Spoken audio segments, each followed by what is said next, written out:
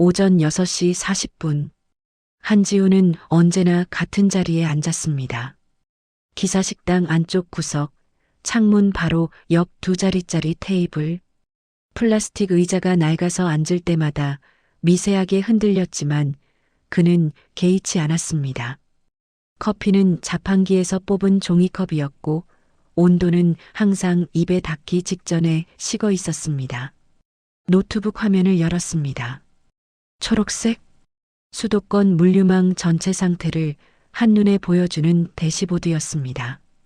경기 북부 창고 3곳, 서울 도심 환승 거점 11곳, 인천항 연계 루트 5개. 실시간으로 숫자가 움직였습니다.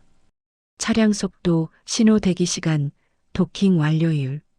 수치 하나하나가 살아있는 것처럼 박동했습니다.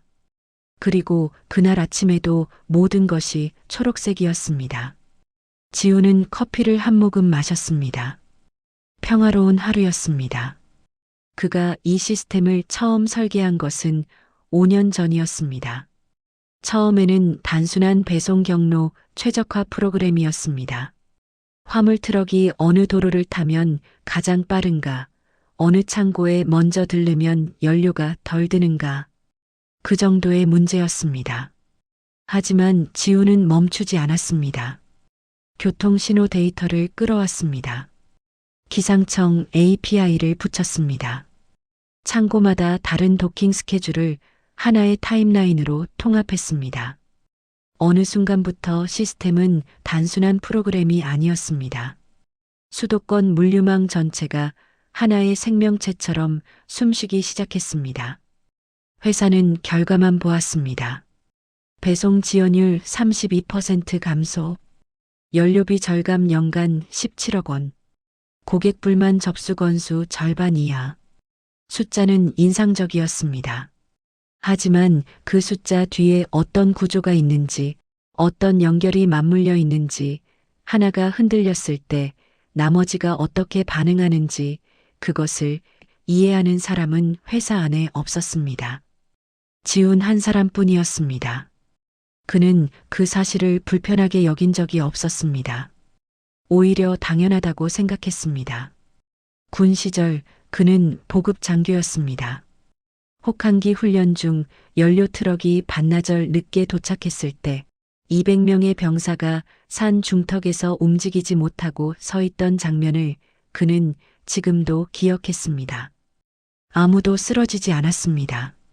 하지만 그 정지의 무게가 얼마나 무거운지 그는 그날 처음 알았습니다. 물류가 멈추면 사람의 삶이 멈춥니다. 그 한 문장이 지훈에게는 직업 이상의 것이었습니다. 계약서에 서명하고 월급을 받는 일이 아니었습니다. 시스템이 살아있는 한 어딘가의 누군가는 제 시간에 약을 받고 공장은 멈추지 않고 아침 식탁에 물건이 오른다는 것. 그것이 그를 매일 아침 이 자리로 불러냈습니다. 윤서아가 전략본부장으로 부임한 것은 2달 전이었습니다. 지우는 그녀를 딱 한 번 마주쳤습니다. 엘리베이터 안에서였습니다.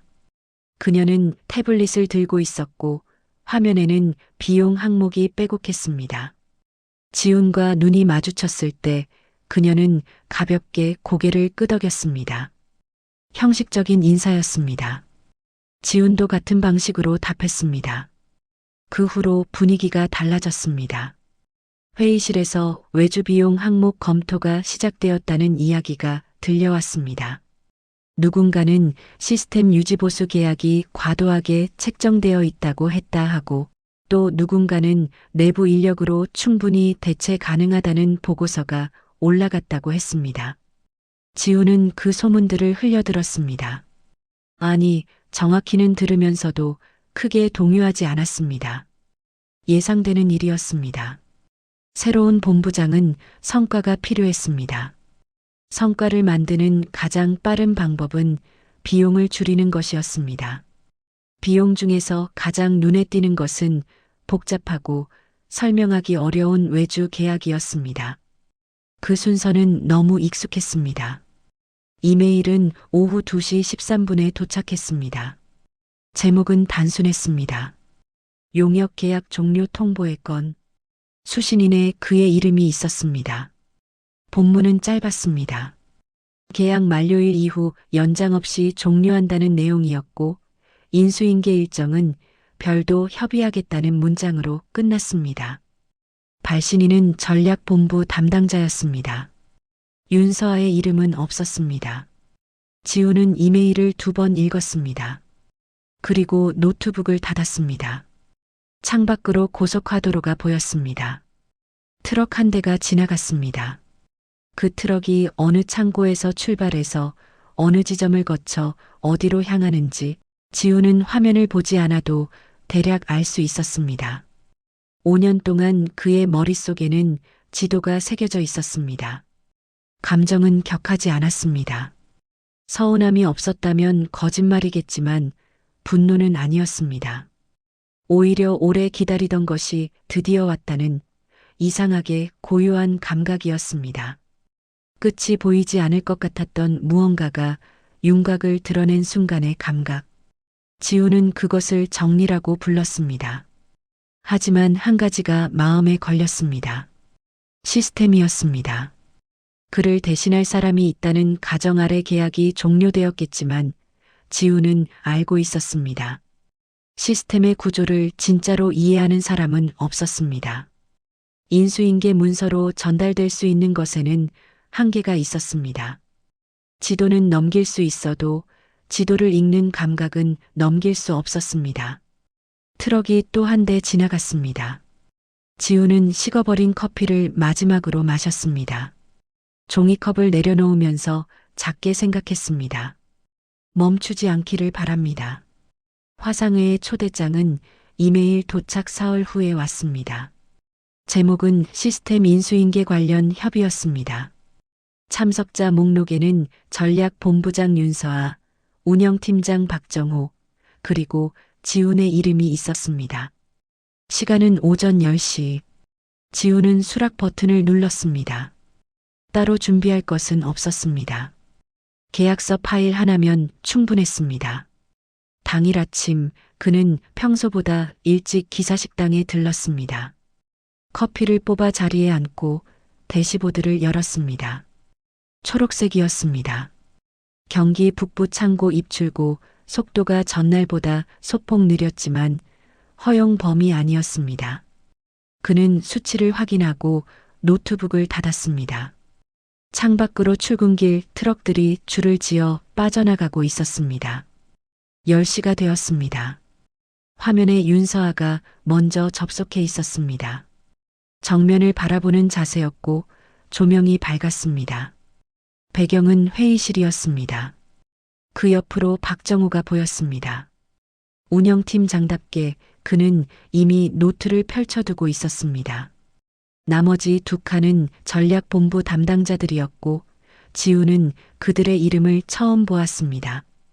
윤서아가 먼저 말했습니다. 한 대표님 바쁘신데 시간 내주셔서 감사합니다. 오늘은 간단하게 정리하려고 합니다. 계약 종료 후 시스템 이관 절차에 대해서요. 목소리는 부드러웠습니다. 하지만 단어 선택은 정확했습니다. 이관. 지우는 그 단어를 듣는 순간 회의의 방향을 이해했습니다. 어떤 방식을 생각하고 계신가요? 그가 물었습니다. 소스코드 전체와 운영 매뉴얼, 그리고 서버 접근 권한이요. 지금까지 회사가 비용을 부담해온 시스템이니까 이관은 당연한 절차라고 생각합니다. 짧은 침묵이 있었습니다. 지우는 화면 속 윤서아의 표정을 읽었습니다. 그녀는 이것이 행정적인 절차라고 믿고 있었습니다. 서명하고 파일을 받으면 끝나는 일. 그 믿음이 얼굴에 있었습니다. 계약서를 한번 같이 보시겠습니까? 지훈이 말했습니다. 그는 화면 공유를 시작했습니다. 계약서는 3년 전에 작성된 것이었습니다. 당시 법무 검토를 거쳐 양측이 서명했습니다.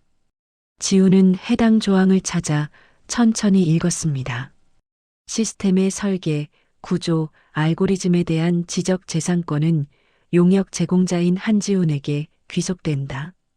단 운영 인터페이스 및 연동 API 문서는 계약 종료 시 발주처에 제공한다. 화면을 보는 참석자들의 반응이 달랐습니다. 윤서아는 잠시 시선을 내렸습니다. 담당자 중 한 명이 무언가를 메모했습니다.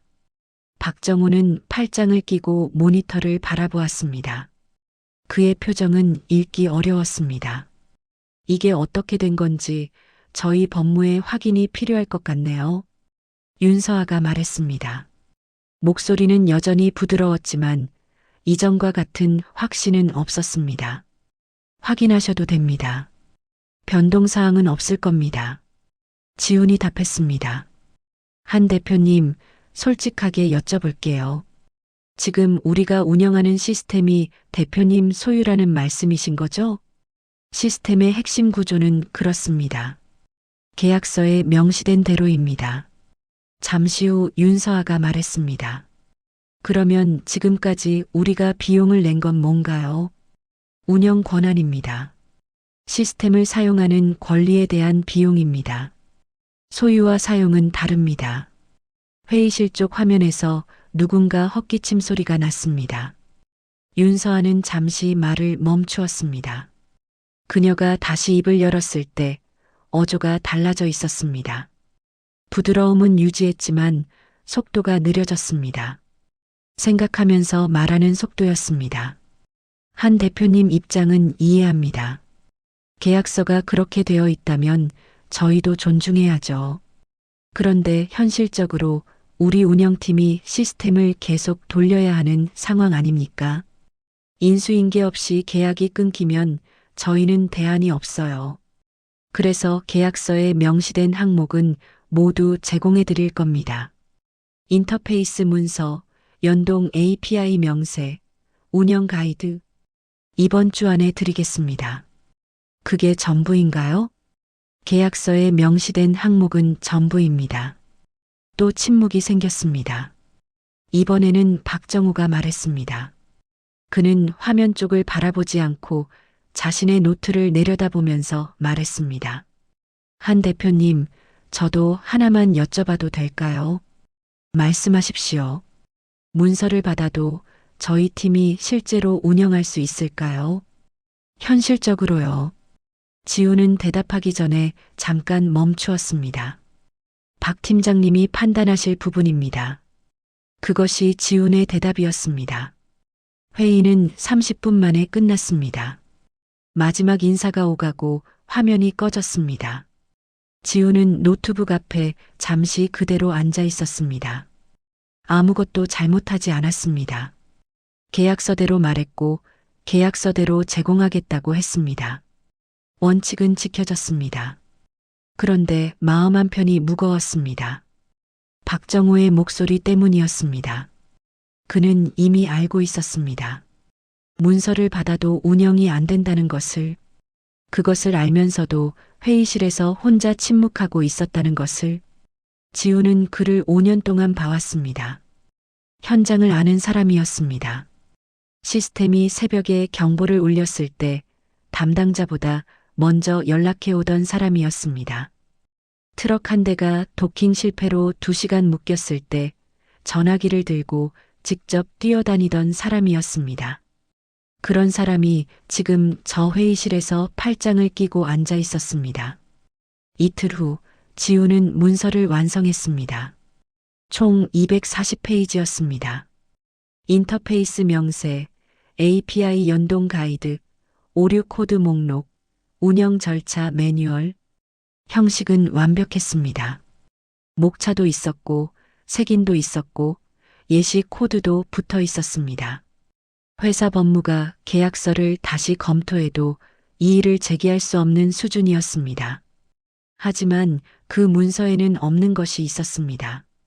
시스템이 왜 그렇게 설계되었는지, 교통신호 데이터와 창고 도킹 스케줄이 어떤 논리로 연결되어 있는지, 특정 조건에서 알고리즘이 어떤 판단을 내리고 왜 그 판단이 맞는지, 5년 동안 수백 번의 시행착오 끝에 만들어진 감각. 그것은 문서가 될 수 없었습니다. 지훈은 그것을 일부러 뺀 것이 아니었습니다. 처음부터 담길 수 없는 것이었습니다.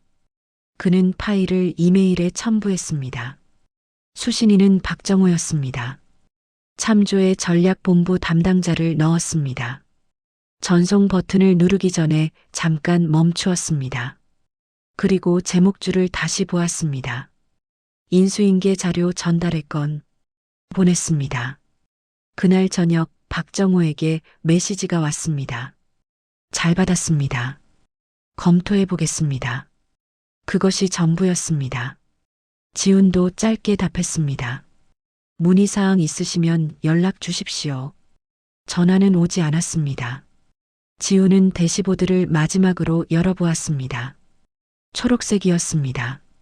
시스템은 여전히 살아 있었습니다. 수도권 어딘가에서 트럭이 달리고 있었습니다. 신호가 바뀌고 창고 문이 열리고 누군가의 물건이 움직이고 있었습니다. 그것은 아직 그의 시스템이었습니다. 하지만 지훈은 알고 있었습니다. 시간이 지나면 흔들리기 시작할 것입니다. 처음에는 작은 지연이 생길 것이고 그 다음에는 경보가 울릴 것입니다. 현장팀은 매뉴얼을 뒤지겠지만 답을 찾지 못할 것입니다. 그때 가서야 사람들은 알게 될 것입니다. 이것이 파일이 아니었다는 것을. 지훈은 노트북을 닫았습니다. 분노는 없었습니다. 확신이 있었습니다. 원칙은 지켜집니다. 그리고 현실은 원칙의 무게대로 움직입니다. 그는 그 순서를 믿었습니다. 다만 믿음 아래에서 무언가가 아주 천천히 굳어가고 있었습니다. 그것이 결심인지 체념인지 그는 아직 알지 못했습니다. 작업실은 조용했습니다. 지훈의 집 두 번째 방이었습니다. 책상 하나, 서버렉 하나, 그리고 벽면을 따라 늘어선 모니터 3개. 외부인이 보면 창고처럼 보였겠지만 그에게는 5년 동안의 시간이 쌓인 공간이었습니다. 케이블 하나도 이유가 있었고 장비 배치 하나도 습관이 되어 있었습니다. 물리적 제어 장치는 책상 오른쪽 끝에 있었습니다. 금속 케이스, 토글 스위치 2개, 빨간 덮개 아래 버튼 하나. 겉보기엔 단순했습니다.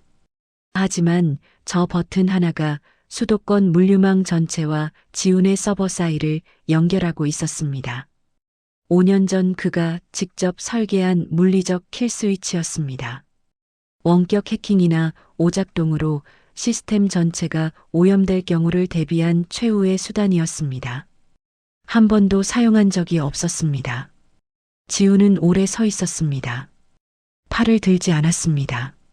그냥 바라보았습니다. 시계를 확인했습니다. 오후 2시 40분이었습니다. 창밖으로 빛이 기울고 있었습니다. 한낮과 저녁 사이의 색이었습니다.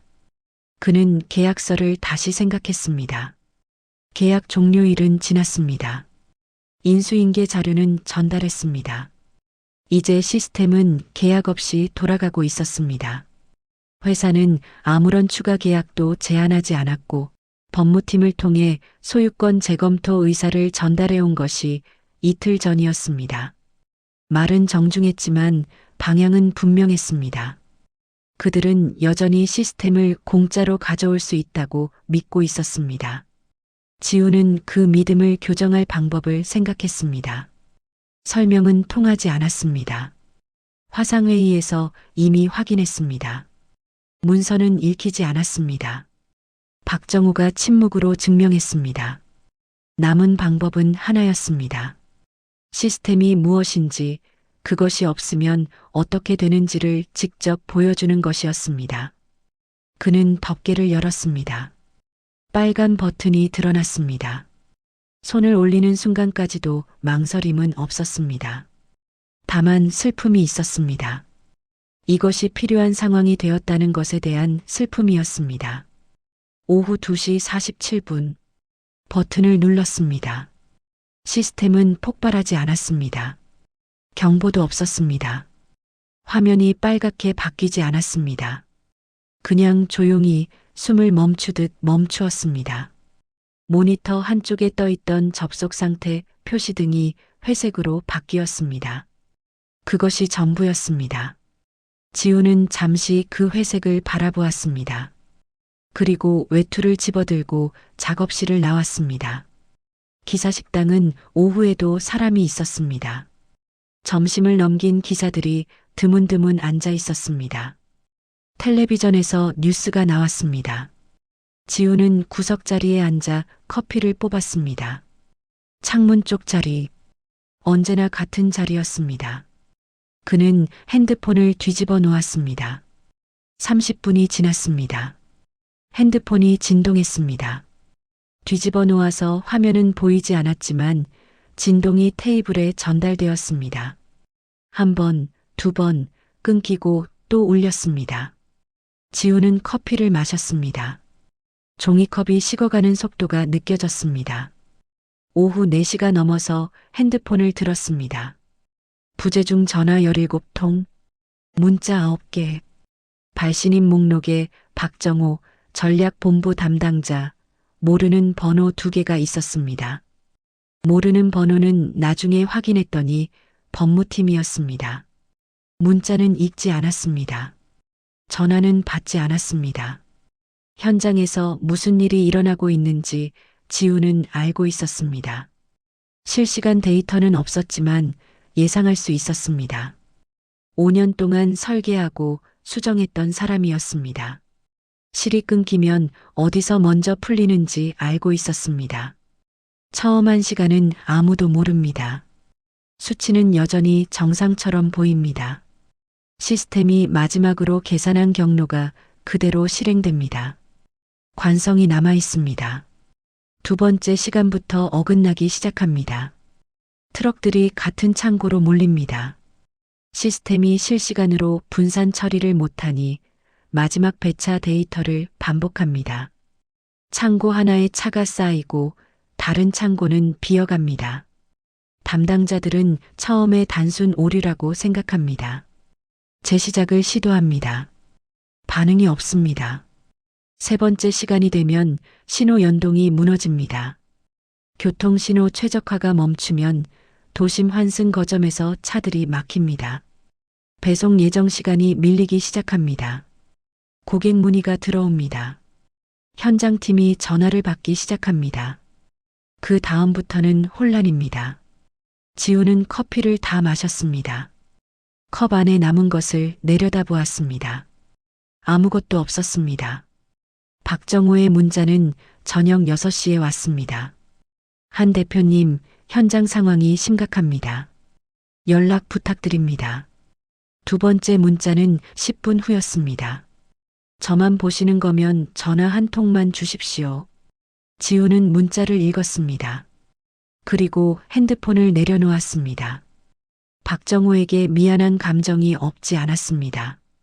그는 이 일과 무관했습니다. 현장을 아는 사람이었고 지금 가장 힘든 자리에 있을 것이었습니다. 하지만 지훈이 전화를 받는 순간 모든 것이 흐릿해집니다. 상황은 감정으로 처리되고 원칙은 뒤로 밀립니다. 그는 그 순서를 원하지 않았습니다. 노트북을 열었습니다. 새 메일 작성 창을 열었습니다. 수신인은 전략본부 공식 이메일이었습니다. 참조의 법무팀 주소를 넣었습니다. 제목을 썼습니다. 긴급 복구 서비스 제안의 건. 본문은 길지 않았습니다. 현재 시스템 장애의 원인, 복구 가능 범위, 소요 시간 예상, 그리고 서비스 비용. 숫자를 입력할 때 손이 멈추지 않았습니다. 금액은 높았습니다. 누군가 보면 과하다고 할 수 있는 숫자였습니다. 하지만 지훈에게 그것은 복수가 아니었습니다. 계산이었습니다.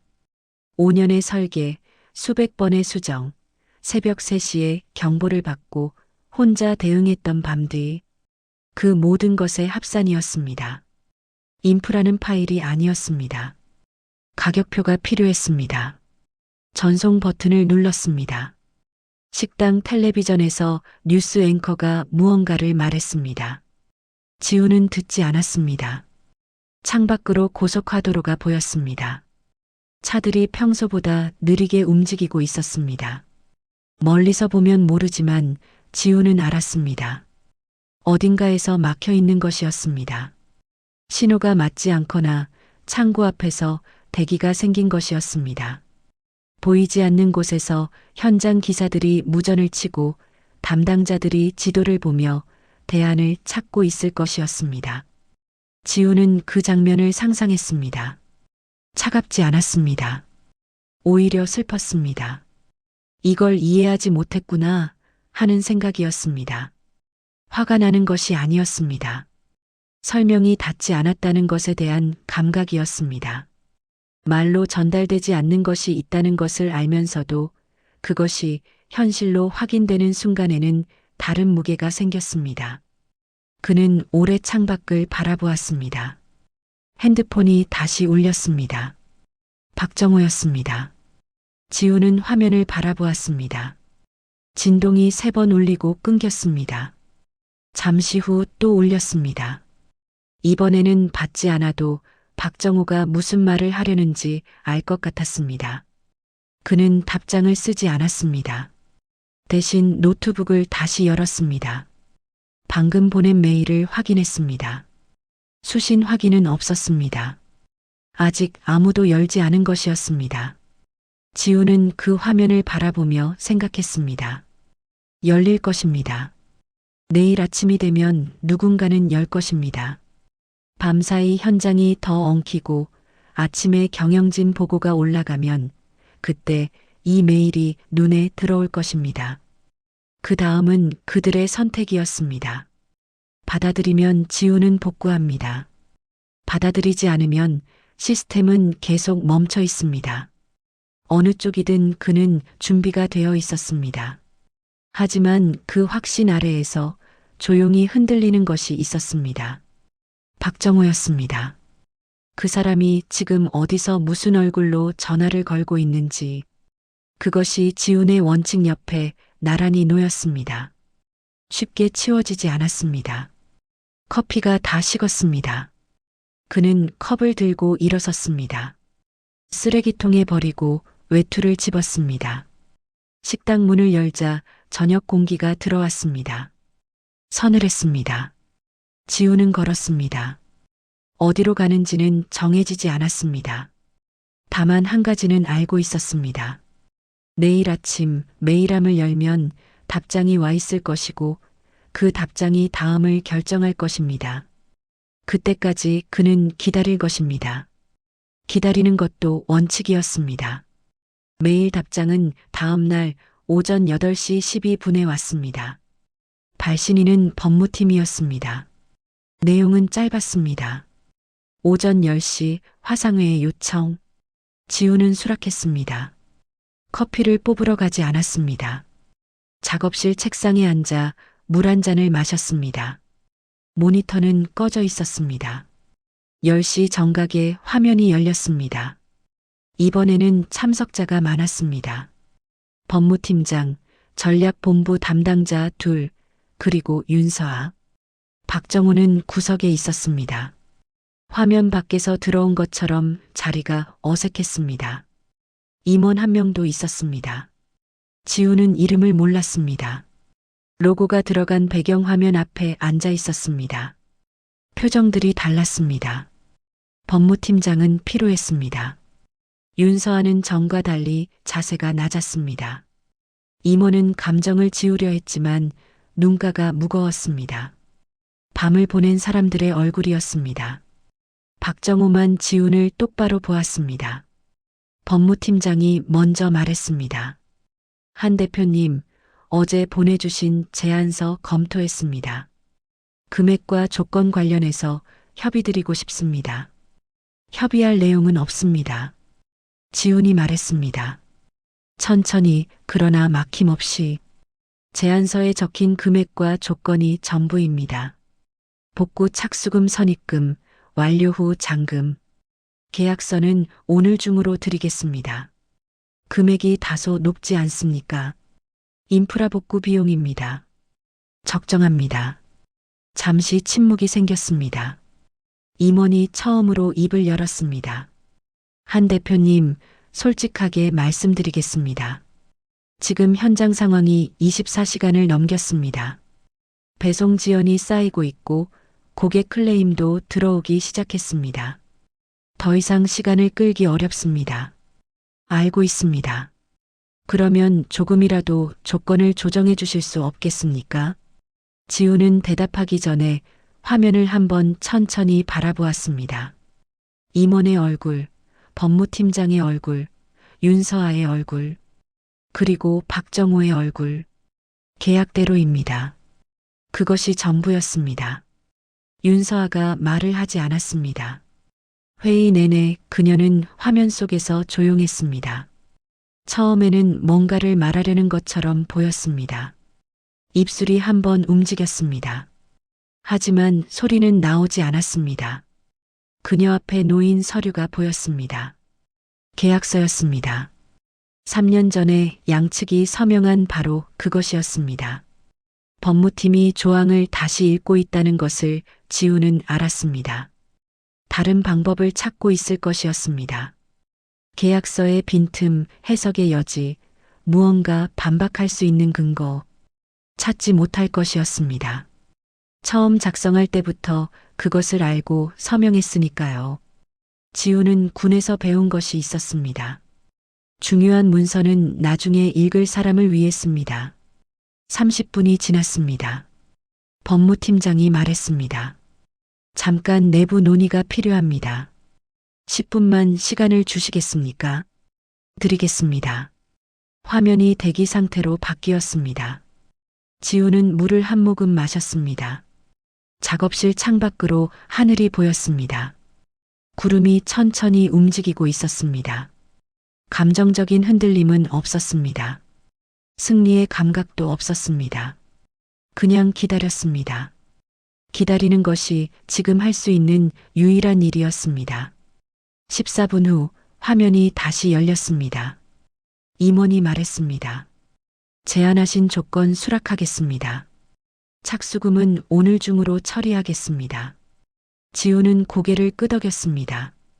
확인되는 즉시 복구 시작하겠습니다. 회의는 그렇게 끝났습니다.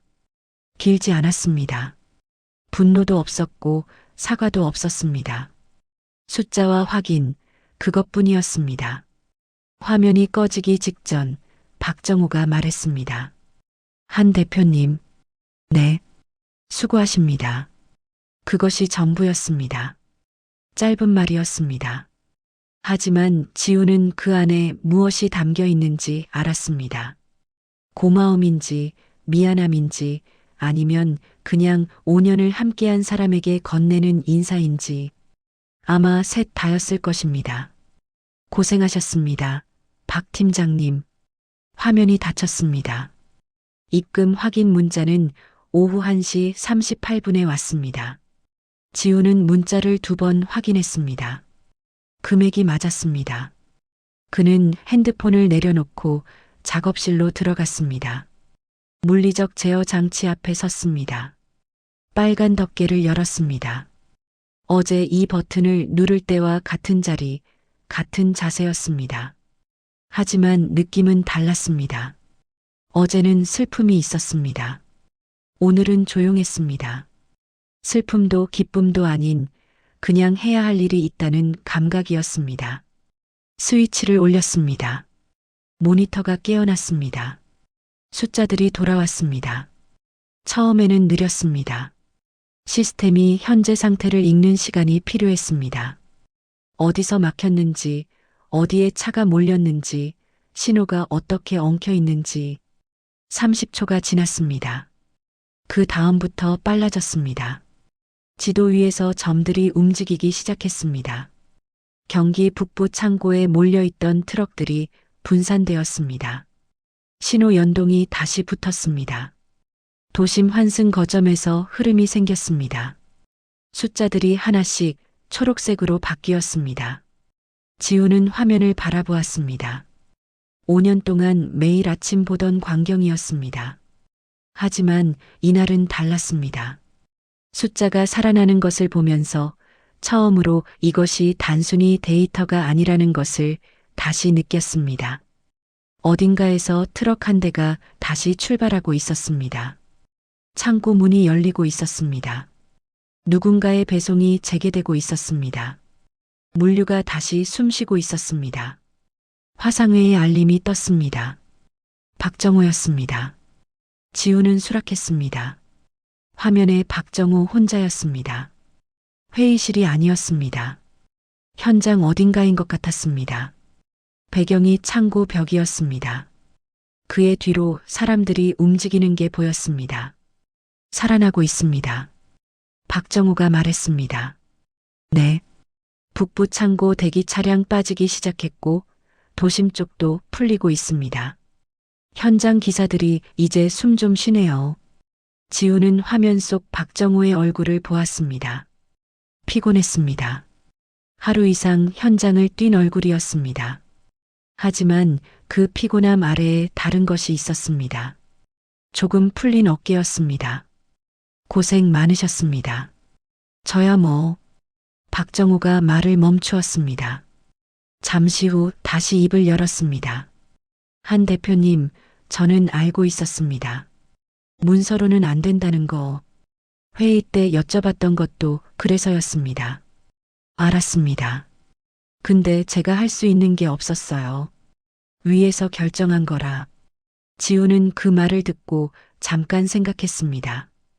박 팀장님이 잘못하신 게 아닙니다. 그래도 아닙니다.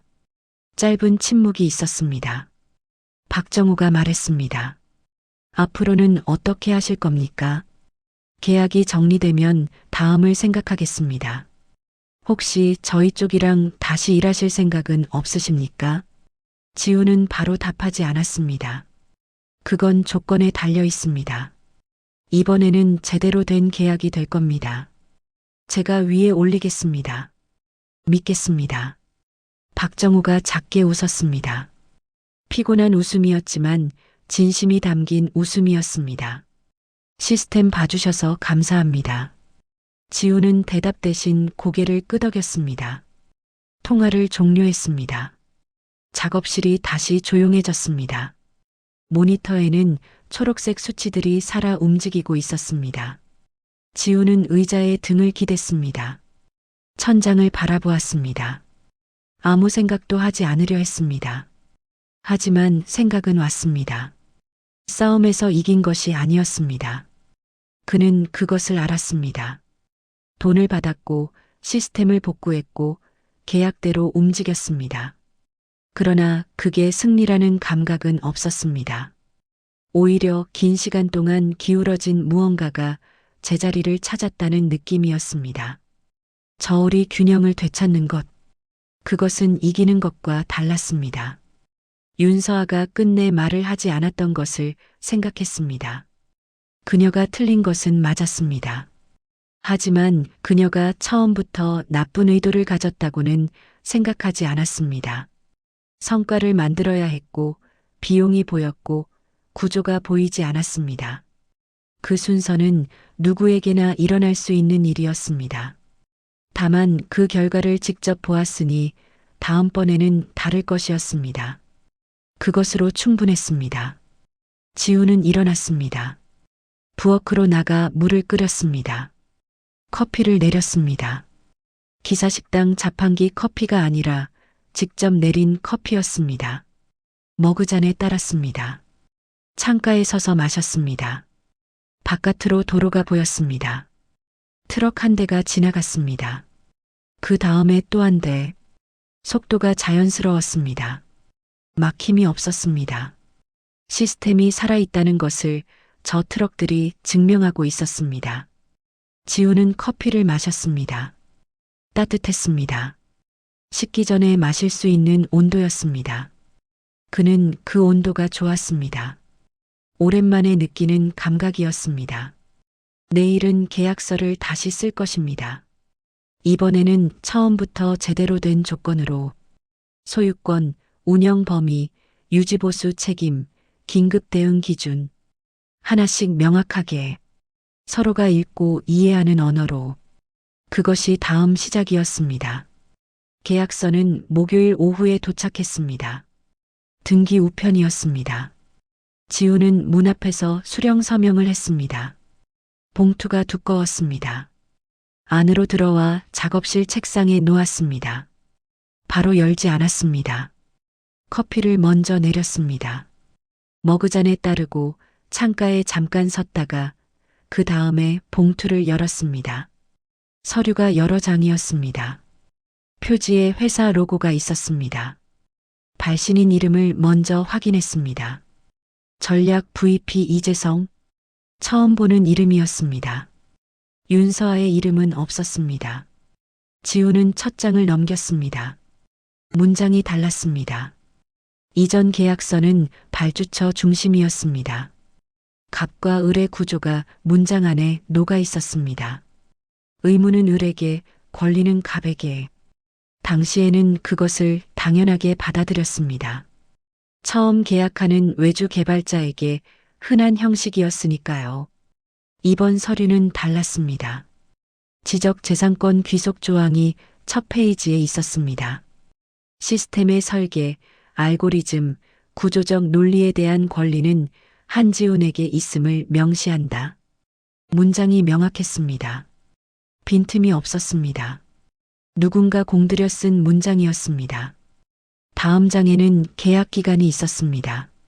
3년 자동 연장 조항 포함. 중도 해지 시 손해배상 기준도 명시되어 있었습니다.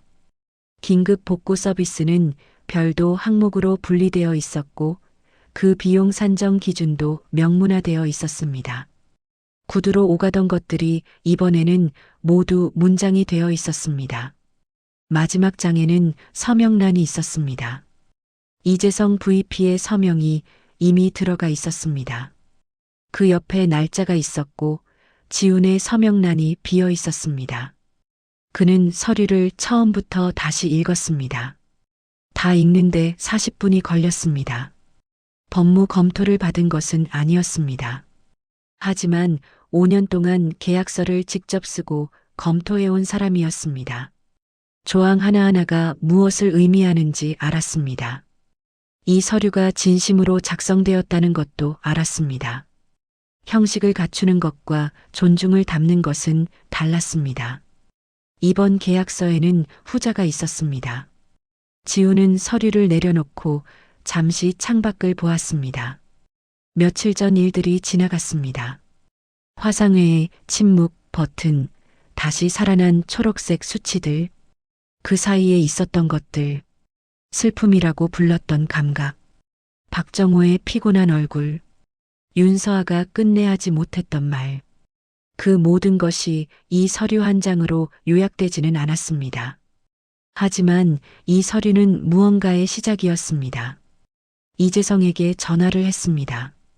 신호가 2번 울리고 연결되었습니다. 한 대표님, 서류 받으셨죠?